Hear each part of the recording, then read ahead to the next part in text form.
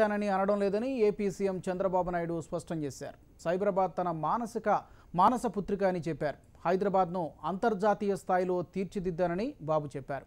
హైదరాబాద్లో నిర్మించిన outer ring road ప్రపంచంలోనే ఓ అద్భుతమన్నారు.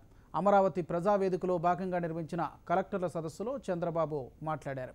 2024 కోసం విజన్ డాక్యుమెంట్ను రూపొందించాలని సూచించారు. దేశం బాగుంటేనే రాష్ట్రం బాగుంటుందని చెప్పారు. మొన్న ఆయన ఎగతాళి చేసే కేసీఆర్ గురించి ఆయన అన్నాడు, ఈయన చూసే హైదరాబాద్ నేను కట్టానంటాడని. నేను అందుకే సవాల్ విసిరా. నేను హైదరాబాద్ కట్టలేదు, కులుకు తుఫ్షా కట్టాడు. నేను కట్టింది ఇవన్నీ లిస్ట్ అంతా చదివి ఇవన్నీ నేనే కట్టాను. Cyberabad is my brain child, మానసిక పుత్రిక. ఈ విషయం నువ్వు గుర్తుపెట్టుకో.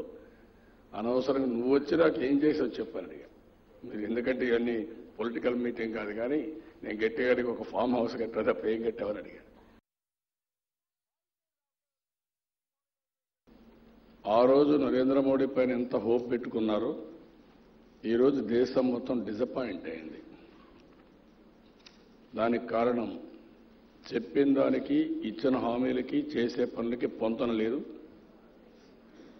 విశ్వసనీయతను కోల్పోయే పరిస్థితికి వచ్చారు. నిన్న కూడా ఆంధ్రప్రదేశ్ చూశాను, సుప్రీంకోర్టు అడిగే పరిస్థితికి వచ్చారు. పోలవరం 16,000 కోట్ల రూపాయలు ఖర్చు పెట్టాం. It is in the bifurcation యాక్ట్లో ఉంది. వీళ్ళు చేసింది ఏమీ లేదు.